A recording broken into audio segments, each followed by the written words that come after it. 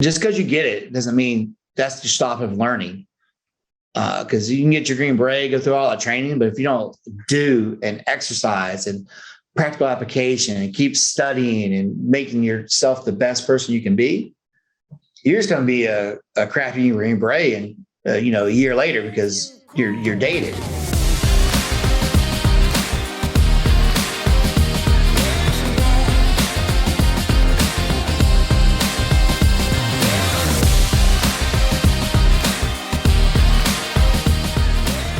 What's up, everyone? Welcome back to Campfire Capitalism. I am your host, Desmond Dixon. And today, once again, there's no Heather. She's out with the blues. You have me and another amazing guest. We got our man, Mr. Eric Brown. And this one's going to be a great one because this guy's background is phenomenal. And what he's doing in the world right now is literally changing the fabric of how some people are conducting their career, and also how some businesses and organizations are being impacted on a high level. So let me just kind of give you an idea of who Eric is first, and I'll introduce him.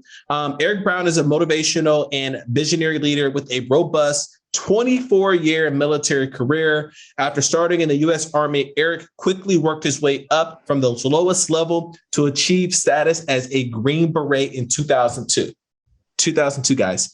With 20 years of special forces, Eric's experience has gained expertise spanning from strategic planning to cross-cultural communication to operations management, program development, and team building. Across his career, Eric has worked with the 7th SFGA and completed 12 global deployments, including in Afghanistan, Bahrain, Brazil, Colombia. I just came from there. It's a great place. Djibouti, Guyana, and Kuwait. These global experiences equipped Eric with a unique blend of skills, including change management, crisis management, to strategic planning and team leadership. Dude, this resume is incredible. Eric, man, welcome to the show. Thanks, Desmond, man. I'm super happy to be here. I'm stoked. Oh, man. You got a great podcast. And by the way, you're the founder and CEO of Imperio Consulting. So I want to make sure we plug that in because that's what you're currently doing right now. So yeah, man. So welcome to the show. Thanks for being here. Man, so you've literally been all around the world. You gave your service to us as American citizens in terms of really, protecting our freedoms and helping our country. So, really just like talk to me about like what inspired you really first. I guess I'm really interested to kind of get the origin story of this. So like what inspired you to become a service member? And then I'm really interested of like how you progress your career and a little bit about your thought process and some things that you see in the world that really helped you develop the character you have today. It's a lot. Well, first, thanks for letting me be here, man. It's always great to meet new people, especially someone like yourself out there traveling the world, make it happen, right? Here at Imperio, we're all doers, right? Show me, don't tell me. You're definitely showing people, not telling them. So how did I get into the Army? I would say it goes back to my childhood. My entire family was military. My father did 28 years in the Army. Stepmother did 24. Brother did 20. So you add all that up, it's inevitable I would get there. But what really one thing I didn't know at the time that impacted me to make me want to join was in 1989. Since you highlighted 2002, like that was old. Now we're going back to 1989, probably before some people were even born. So 1989 is when the Berlin Wall fell, right? In East and West Berlin. I was there on top of the wall with Tom Brokaw, watching that happen. Did I fully understand what was going on at age 12 or 11, whichever one I was? Not really, but I knew something really big happened. And it changed the whole thing, right? Because I lived there before the wall came down, during and after, right? And it was all positive. Fast forward to a bunch of other countries, a bunch of other states, decided that I went to college for like a semester. It's not really what I wanted to do at that point in my life. Joined the Army to travel, and the Army did it for me, right? Joined up, took off, got to go to Colorado, ended up in Korea really fast, which was tons of fun back then, and found out that I wanted a little bit more. So I joined Special Forces. All right. I wanted to not only travel, but also help people. And I figured that best way I could help others, right? The motto of Special Forces is free the oppressed. right? So joined up early age, 21, made it. And from then on, I think it's like 38 countries, multiple deployments, anywhere, not just highlighting combat, right? Because we all talk about combat after 20 years. Got it. Learned tons from that. But I mean, there's, over double digit of deployments going doing other things, right? From humanitarian assistance to working with ambassadors. You're sitting there and you're meeting the president of a country and you're in your 20s and they're like, hey, what do you think we should do? I'm like, shh. Let me come up with an answer. All right. It doesn't happen every day. So got to meet some awesome people, working on amazing teams. And that's where I'm at today, trying to keep that going. And Special Forces, the best job in the world is being on a team. So what do you do when you get out of Special Forces? You just make your own company. That way you just keep being on a team as long as you want. Man, that's so sick. I do have a follow-up that I'm really interested in, because obviously mindset and being a doer and executing is like very critical to being an entrepreneur, to be really almost kind of any kind of high level position where, a lot of there's a lot of chips on the table, right? In terms of impact and money and all these things. So when you're like, talk to me a little bit about your transition from, going from enlisted to Special Forces, like your mindset, right? So what was the biggest mindset shift you think you went through? Because that's obviously a very selective process. It's not everyone could just walk in and just do it. So just talk to me a little bit about the mindset shift. Yeah. So I was still enlisted when I switched over to be a Green Beret. So I was a 19 Delta, which is a cavalry scout, which is a fancy way of saying a infantry guy that walks around, but drives around in a little baby tank. Right. He's funny about it. Right. I was doing that. It was not my thing. Half the day I was sitting there cleaning up oil spots with my boot. You take some little dirt and you scratch the oil spot up and lining vehicles up with strings so they're in a straight line. I'm like, what is this all about? This is not the Army. Now this is pre-2000, right? This is pre-combat.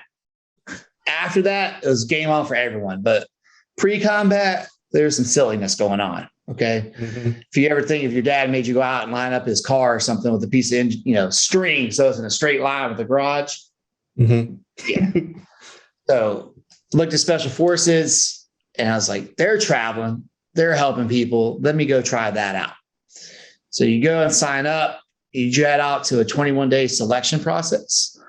I think mine had around 350 people, and I think 75 of us got selected, to give you an idea. People, it really just comes down to working on a team, right? You don't have to be the strongest, the fastest. I mean, obviously it helps, but you got to be consistent. You got to be able to work with others and not be an a-hole, because no one wants to work with a-holes. Mm-hmm. I was able to pass that, and that's not even the final gate. After that, you go through another year of what we call the Special Forces qualification course, where even more people, I think at the time, only 1 out of 5 made it through that. So in that qualification course, you learn a language. I got to learn Spanish. Lucky me, I didn't get Chinese or something, because I probably wouldn't have made it. I would be not doing what I was doing. You learn your job, you learn how to work with others, learn about this thing called unconventional warfare, where you help, a small team of resistance fighters that say overthrow a corrupt government. What kind of job? Anything where you can get hired, let me go help overthrow a government. That sounds cool. To me, it did. Got selected, went to 7th Special Forces Group, which is South and Central America is our specialty. And got to work throughout. I think the mindset was going from not only thinking about yourself and what was good for Eric Brown, but what can I do to impact the world? And really, it sounds like a big thing. I really mean it. What can I do to make a difference? Whether that difference is being a good human and putting your shopping cart away after you get done in the parking lot, or is that going out and digging a well for people that don't have water? Whatever small thing that you can do it. If it can be small, it can be large, right? We've done everything in between. So the mindset was not to stop thinking about myself so much and thinking about others. Man, you just hit the nail on the head. I think a lot of success, in order to make big impact, it's literally you're obsessed, or you really think about other people. You don't just create tons of impact in the world thinking about yourself, right? Like it sounds super obvious, but from a, internal world, like you really have to believe it in your heart, man, in the way you execute it and kind of be, let it be, a little bit unconscious. So just to kind of give the audience some context here, because you just said it so nonchalantly, only 75 of 350 people made it through the original. Then I think maybe like, only 5% make it, after that or whatever. Guys, let me put this in perspective. There's a 7.3% acceptance rates in Ivy League. What Eric pretty much just, described to us is pretty much around a 5% acceptance rate, right? Like rough math, right? No, paper napkin math, right? So this isn't, taken lightly. I mean, what you did was, pretty impressive and incredible. And then to have the longevity that you had while you're doing it, and obviously progression in your career means you really understand people, leadership, and how to communicate. Because you mentioned like how you have to speak with other heads of states or other stakeholders, and really like put everyone's needs on the table and broker deals or provide the best advice. So that's super cool. So let's talk a little bit about like after when you left, because now you're doing your consulting company. And I remember when I talked to you, your philosophy and your mental modeling around this business is a lot different than, we're capitalists, don't get me wrong, we're here to make money. But how you run your business is super interesting, where, you talked about like you never want to hire anyone twice. So like talk to me a little bit about like, why you're in business and how your business operates and kind of go into some details there, man. Yeah, 100%. I mean, it goes down to join up to help people, right? That's what it all comes down to. With Imperio, what we're trying to do, we treat everyone like family, right? If we're working with you, you become part of Imperio's family, and we're there to help you take your team to the next level, because we worked on small elite teams our entire career. Are we there as lately deemed? I have some of the greatest problem solvers in the world. They've literally been in situations, not only did they have to solve a problem, they were getting shot at while they were doing it, or they had to do it in a different language, or they're in the middle of a jungle standing waist deep in water and like, oh, how do I fix this? So taking all those aspects of thinking on your feet, thinking in very unique situations and perspective, and taking that to the business world. Do we claim to be experts in the business world? No. I mean, we do know, I got guys and women that have MBAs and also Green Berets and special operators. But what we come is to draw the greatness out of our client. They're experts in what they do. We have a unique perspective. And then we have our 4-step repeatable process to bring that greatness out so they achieve and get to their own roadmap. And where Desmond said, I don't like to hire anyone twice, which sounds really silly for a business owner, right? You want that repeatable. One, all my special operators are great. You just heard I use his paper napkin math, as he called it, 5%. So all my special operators are great. So yeah, I don't have to hire them twice because, I got another one coming that is just as great as the last one. The idea is I was blessed to go through a program called the Honor Foundation, which is a nonprofit that helps special operators transition from the military life into the private sector. I got my mentor and now partner and friend, Guy Hart, the CEO of Plus Delta Partners, who helped, guide me. I was getting out, I'm going to be a consultant and work for one of the, big four, right? Or I'm going to be, maybe I don't want to, I'm just going to go do contracting. And finally I figured out, no, I'm going to open my own company so I can help others and keep my team going. And then that goal, every interaction, let's say we do a team of 6 private sector, high-level executives, and I bring in 6 special operators. One, they get to learn from each other, right? A lot of curtains are opened up. Now this guy or woman in the private sector finally met a Green Beret. Oh, that's what you're all, I didn't realize that. And the Green Beret's like, oh, you do that? Oh, man, I've done that before. Now we're on an even playing field. They learned, they got a lot of things in common. And maybe that connection's made where the next Imperio happens. Doesn't have to be Imperio, but the next company, right? The next Desmond podcast comes out of it. Or you get that really amazing job that you only get because you heard about it first, right? The CEO needs this new position, remote, needs somebody to be able to think on their feet to open in a foreign country, expand their business. Oh, I just met a guy that, had worked there for 10 years. Let me send him. So think about every program we run, 6 to 10 people, 6 to 10 connections. Do that over a few years. I'm making thousands of connections every year that can help others open their own job, open their own company, get that amazing job, or just help somebody out, right? You get that friendship, it doesn't have to turn into a job. You know, you have something that happens to you, you got somebody to call to come help you out. That's my goal, is to keep everyone expanding their network and helping others. Yeah. You just mentioned, I mean, really, I think this is like a fundamental theme. Like, I love this podcast because I just get to talk to amazing people like you. And it's just amazing how it doesn't matter what your background is, doesn't matter what your vision is. There's just these fundamental truths like that's happening underneath the surface. One is obviously abundance and caring about other people, which you just mentioned earlier.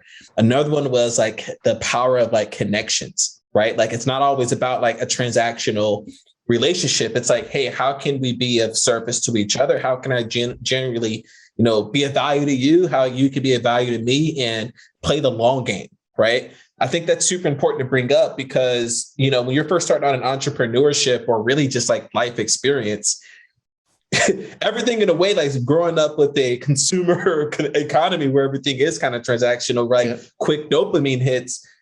I feel like that's something you don't learn until 5-10 years in the game. You start to really realize that it's really about fundamentally connecting with other people and actually helping them, not like trying to get a transaction. I thought that was pretty cool, man.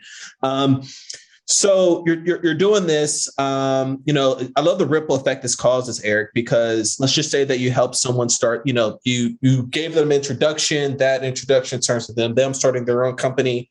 That's creating a whole nother like ripple effect in terms of the people that they hire and, the tree, like the branching out from there. Right. So this is super cool, man. So talk to me about like, I guess we're getting into a lot of details because you said you pair them up with these executives. So like, talk to me about like the setting for this, right? Like, is it all happening virtually? Does it happen in person? Is it like over like a weekend? Is it like a year kind of long event? Like, talk to me about like specific, like the mechanism of how you do this. Cause I think it'd be pretty interesting. That makes sense. Yeah. For Imperio, how we do it, we set ourselves apart. We're not there going to just sit there and talk in front of a whiteboard and just talk at you. As long as I can do it, I'm going to have a 1-to-1 ratio. So when you come, I say, I'm going to use my 3-day program. So we have multiple programs. You can do a half a day, 3-day, 7-day, or customized to what works and is the proper fit for Imperio to help your company, right? Because we want to be the proper fit. So we can't help you. There's no reason for you to hire us. So first, we make sure we're fit, and then that's just based it off a 3-day program. So client comes to Imperio, hey, I want to work on my team development, bring my team closer together. And we have a problem within or a challenge, as I like to call it, instead of a problem. And we want to switch our industry. Right now we're targeting 18 to 21-year-olds. We want to target 26 to 30-year-olds. Let's get your perspective on how do we do that marketing campaign? All right. So you send us your info. Me and my team, we review it, get smart on your industry, what's going on in it. And then we try to do it off-site. The whole idea is to get you out of your office building. And it's like pulling teeth sometimes. Like, everyone thinks they can't be away from their building for 3 days, which is, you need to hire us. If you can't leave your building for 3 days, you need to hire Imperio, because your company can run, I promise. And if it can't run without you, we even got, I think that's another podcast for Desmond. So do an offsite. We use Austin, Texas. We use a place called the Capital Factory. Entrepreneur, it's great, right? You come in with your 6 guys and women. I bring in 6 special operators.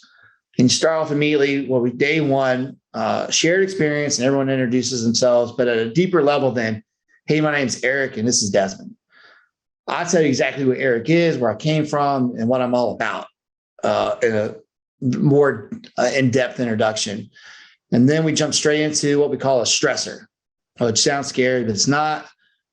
Straight into a little bit of stress, right? Because what does stress do? Stress builds connections. So that shared experience through going through stress, be it a QR code scavenger hunt downtown of City X, hiking the Appalachian Mountains with some friendly kettlebells to carry along with you. Some kind of shared thing that your company doesn't normally do, because we're not that out anyone. You don't have to be good at anything. I'm going to pick something that no one is good at. I don't know, pickleball. Who knows? Something's going to stress you out, and none of us have done it. Right? That way, we're all even. No one's getting embarrassed. But you're going to bring yourself and your team closer, and then my men and women closer to you. That night, we'll go through a family dinner, because where the problems get solved, they get solved at the family dinner table. Mm-hmm. Eating, sharing experiences, learning while we're how we tick. The next day, we're going to tackle your challenge, and we're going to take you through what we call the Green Beret approach, which is our 4-step systematic approach to unpack your challenge and help you develop a roadmap. But we don't just, hey, here's 4 steps, go do it.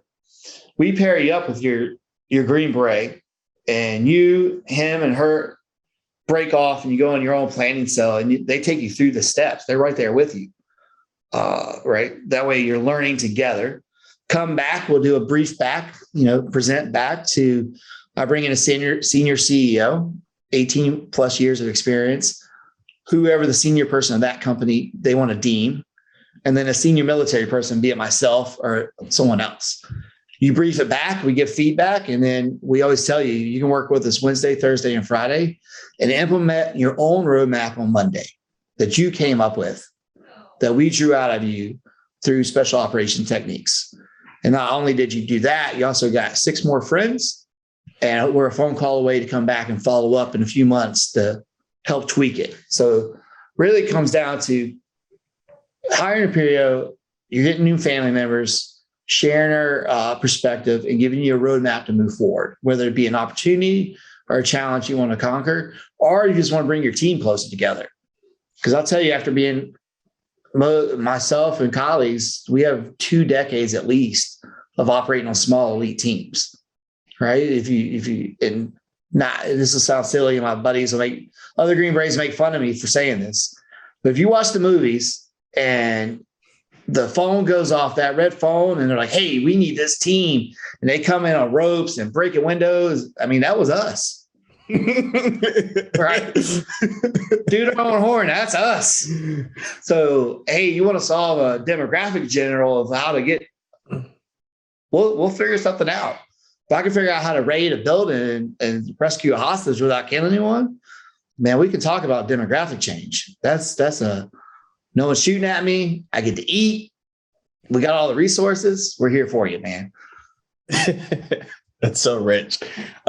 So, man, I think something that I'm like also noticing is that you're just an executor, man. Like you're all about like doing, and it sounds like a lot of the consulting you're doing, it's all, it's not like, hey, let's all sit in the conference room and I'm gonna pull out my PowerPoint and we're gonna just go through that. Like, like, hey, we're gonna get hands-on, we're going to talk, we're going to actually get into that human factor, right? Pull people out of their comfort zone, and like, who are you really at your core, right? Because a lot of people can be media trained, you have, bureaucracy and all these different types of things, right? When you're in your comfort zone and in a cozy situation. So I'm super interested in this. So like, talk to me a little bit about like, your philosophy around like executing, right? Like being a doer, right? Like show me, not tell me. Like, what does that mean to you specifically as a former Green Beret? Right. So the show me, don't tell me, one comes from a saying that once you get your Green Beret, we had it in our team room, we had it in our hallways. You have to earn your Green Beret every day, right? Just because you get it doesn't mean that's the stop of learning. Because you can get your Green Beret, go through all that training, but if you don't do and exercise and practical application and keep studying and making yourself the best person you can be, you're just going to be a crappy Green Beret and a year later, because you're dated. So when we say show me, don't tell me, it's just getting into your field, you're studying, and you're the best. You're always training. How do Olympic athletes become Olympic athletes? They don't just get good at something at age 18 and stop. They're doing that, 10,000 tries and practicing every day, over and over. That's one thing in Green Beret, you get really good at the simple stuff. which sounds silly, right? But you got to be good at all the simple tasks that takes you to do your job to be able to execute the hard stuff. So if you don't practice the simple, right, where you can knock out whatever your daily mundane tasks are, like that, boom, boom, boom, to free your mind to be able to think about those really hard problems, that does take the brain power. So when we're doing the practical application of what we're bringing to the table, and I want to be we got a little bit of PowerPoint, but we try not to, because it comes down, I can give you some cool saying, and you could say that you hung out with Green Beret and it's cool dinner conversation. That's not what we're trying to do. We want to share experience, practical application, and get into the dirt or the weeds and figure out how we can help you and actually do it. Whether it be lining it out on the whiteboard, I have a friend who always says all the world's problems can be solved by a whiteboard in a small room of people. So you get that whiteboard out, we'll map it out and let's talk about it. Let's role play. Let's do some scenarios. Let's run through it. Because there's plenty of companies out there that can just pop up some PowerPoint and they look fancy. But was that you get that and then it's going to go on your desktop and you're going to save it. And that's it. Whereas if I talk to you, we share experience and we actually do something, because you learn by doing. How did you learn how to ride your bike? You didn't watch a video about it. You got on your bike and you pushed it and you fell over a few times and then you learned how to do it. Think of any task that's worth doing takes hard work. Ooh, man, you got me ready to run through a wall, because how many people I've talked to, or, people in my, my network that's like, oh, I want to do this. I want to do that. I'm reading about this. I'm reading, don't get me wrong. I think education and knowledge is super critical. However, it shouldn't be a crutch, right? You shouldn't rely on that to, be your end all be all. You actually have to go out and do and talk to people. And, especially this is the crazy, I'm a sales guy, right, Eric?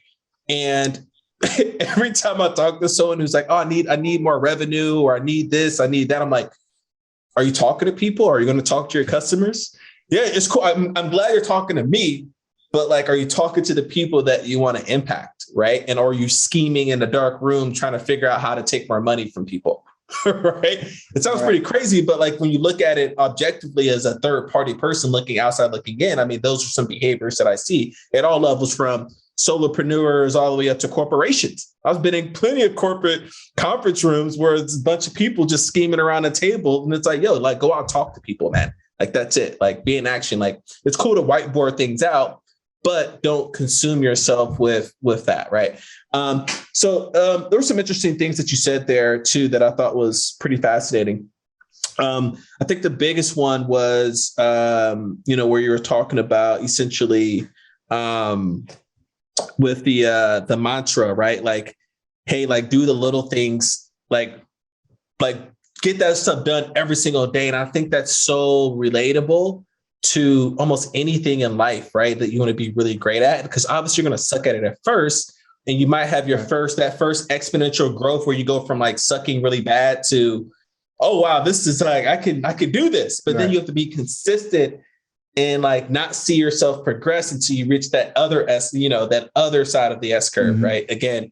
So talk to me about when you talk to corporate leaders and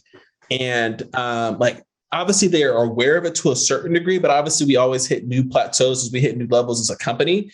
Talk to us a little bit about maybe some exercises or your philosophy around the little things and how to master the little things, right? Because I think that's something that's overlooked, especially when you get that, a couple pieces, a couple tastes of success or hit a certain revenue in your business.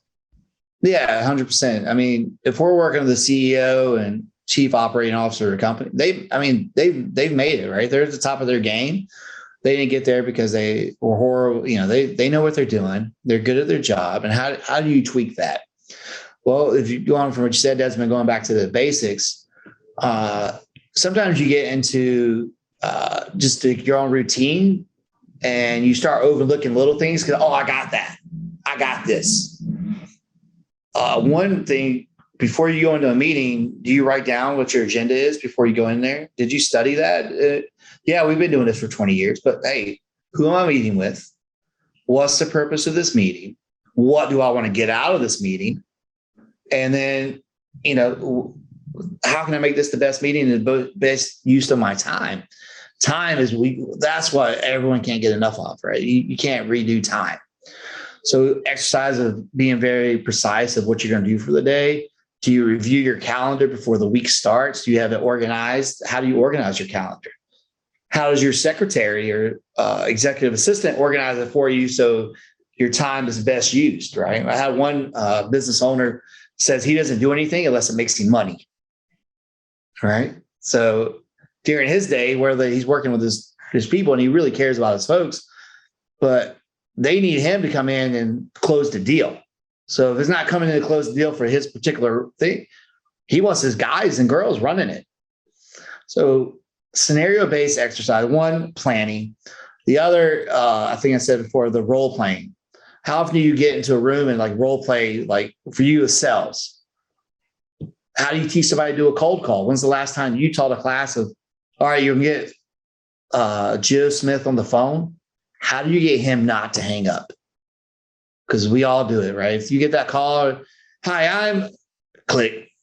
How do you get past that, right? How do you get I'm Desmond without them hanging up or all that roll in? Like I said, getting the small stuff right and getting a routine or a system that works for you so you can spend the majority of your time on the hard stuff that is either first, let's help somebody. What's this doing to help?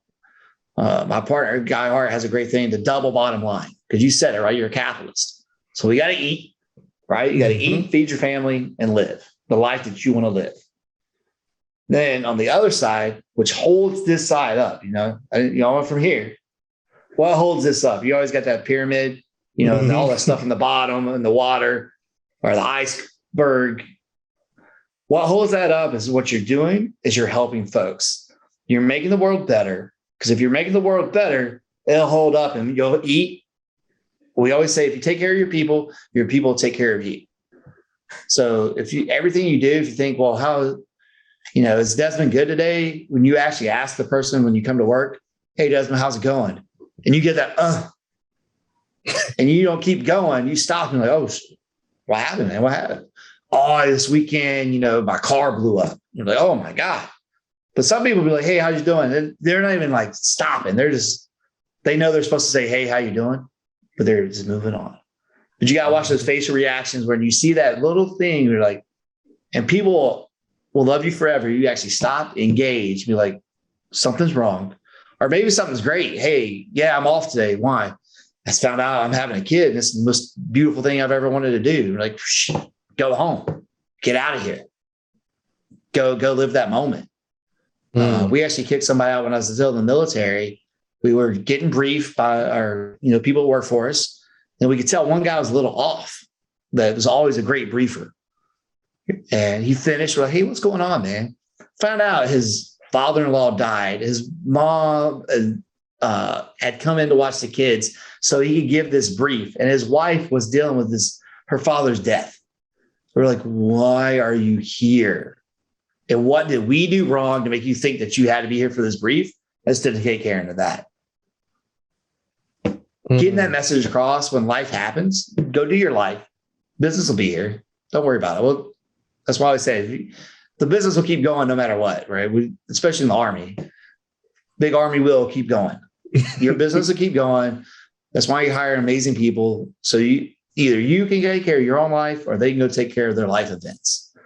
So you can't have people worrying about, hospital appointments or kids not getting to school properly or missing that softball or soccer game. You need to be at softball, soccer games or whatever it is. Take that time. We'll still close the deals. Man, that landed, man, big time. Emotional. It's like emotional intelligence. Man, that landed, man, because especially when everyone has ambition, right? And, an idea of like their motivations. And I think that's a really sign of leadership to like give space and like hold people high, but at the same time, like treat them like human beings, right? Like that's, essentially what you just said, right? They're not like cattle in a barn. I think something that's also super like, which you could probably do an entire episode on, Eric, which is planning. Boy, like, can I tell you a quick story? As you know, I'm traveling the world, and I thought it was going to be, rosy doozy while, building the business, doing the podcast and all the things. And when I switched time zones, and you talk to probably executives who are like on planes constantly all over the world, right? Right. When I switched time zones, like from, Eastern to European and flipped my schedule, I literally was almost in shambles, man. I almost had a panic attack because I was like, dude, like your circadian rhythm was off. Like, I felt like I wasn't prepared. I felt like I was one step behind, and then it just like it cascaded. It just made, when things are off, right? Right. So, before we, head to the close here, I'm just pretty interested because you sound like you guys do a ton of planning back in your entire military career.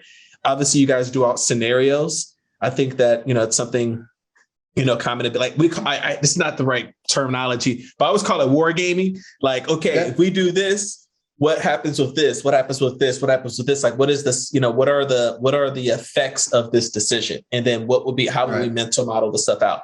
So like, talk to me a little bit about like the planning, a little bit like your philosophy around that. Like, what are some things that you've learned, at your time as in the Green Berets or the Special Forces, and like how it relates to like just some fundamental, simple things in terms of like planning properly and things like that, like first principles. Oh man, there's a lot to that. On the one, I should have planned out the answer for that before you asked me all that. But give me a teaser, just like planning means everything. And we always joke too. A plan only lasts until the first bullet goes through the air, and then it's boom. You came up with that's why you got to plan so much.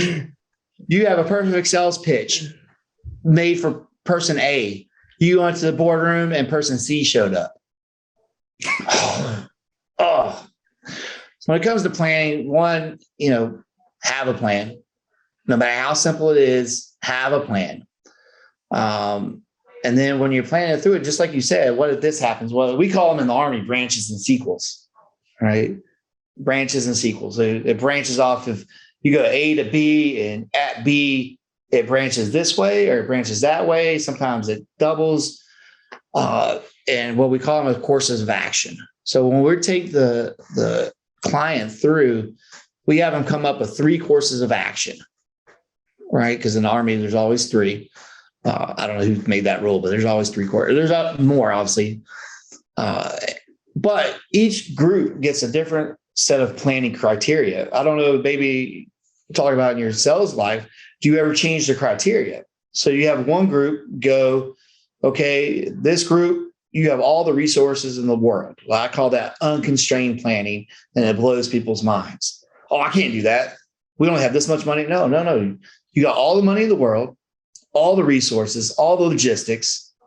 How do you fix your problem? Next group. Oh, sorry, bro. You're in the real life group.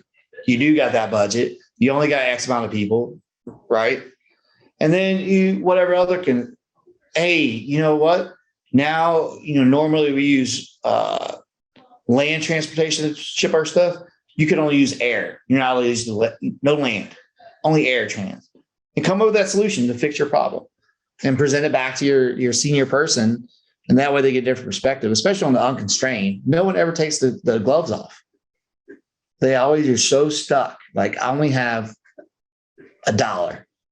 Only like, what if you got $10? What would you do? Think about that. If you're talking to somebody, how they would change your life. Man, I'm stuck in this rut because I ain't got no money. If I had money, everything would be different. Okay, let's talk about it, bro. You got 50 grand in your bank today. What are you doing? What are you doing different?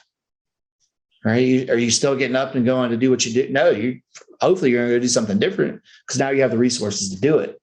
But if you never think about how to do it, when you do have resources, you're never going to do it. It always comes back to doing.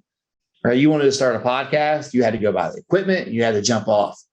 And then on my rant on this one, when people always ask, hey, Eric, how did you start your business? I just did it. Did I know everything? No. Will I ever know everything? No. Sometimes you just I can't say what you got to do because, we had a different rating for the podcast, but sometimes you just got to grab it and go. You just got to do it. And you're going to make some mistakes and you're going to lose some money. but no one hits greatness, right? Elon Musk didn't freaking launch damn SpaceX because he was scared to do something. That's how you do it. You just do it, and hopefully it works out. If it don't, go do something else. Man, will you just describe in terms of when you give? I love that. That was sick, man. Like when you're in a rut and you're like, I don't know what to do. Imagine yourself with all the resources you need. What would you do? Because then you remove around the hierarchy of needs, right? If like, if you always got to worry about eating or getting the next business or getting out of a certain situation, and like your mind is obviously consumed with that and not actually on the actual like what is the core issue of the problem, right? Right, and like at the end of the day, you're in the situation. So what are you going to do about it? Yeah. Right, being a doer, dude. That was sick, man. I'm gonna run with that. Like I'm gonna run with that. Got it. So yeah, value. So guys, this is amazing value. So hey, Eric, man, how can everyone find you? Like, what's something that you can like a call to action that some of these people can, if they want to use your services or follow you more or get in contact with you, what's the best way? So you can find all our links on our website. And so, www.imperio-consulting.com. Got to have that dash. There you get our links to our Instagram, which is, Imperio_consulting. You can find me out LinkedIn, Eric Brown, where I put everything. And then for something big I wanted to share that we just launched, let's say you can't hire us to do an on-site or off-site program. We now have a one-to-one mentorship program completely online where you'll get paired with a former Green Beret or special operator. And we have a 16-week program that teaches entrepreneurs and business owners how do you take yourself out of the driver's seat and have your business run itself. And it comes from my own perspective, right? Of me owning my business, my colleague Joey, who you see on the videos, of how he started and now has multiple, crushed the fitness industry. And we compared it to unconventional warfare. Right. I'll save that. Right. You gotta look at the link and check it out. There's 7 steps to unconventional warfare.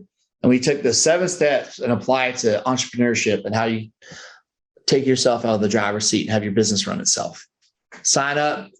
You can't, no excuse. Do it because it's at your own pace. It's 16 weeks. And then how many other programs do you get your own Green Beret to call and have a phone number? Hey, what do I do? With Imperio, you can do that. You can get your own former Green Beret who is a business owner, who's done it. And now instead of just talking about it, he's helping you do it.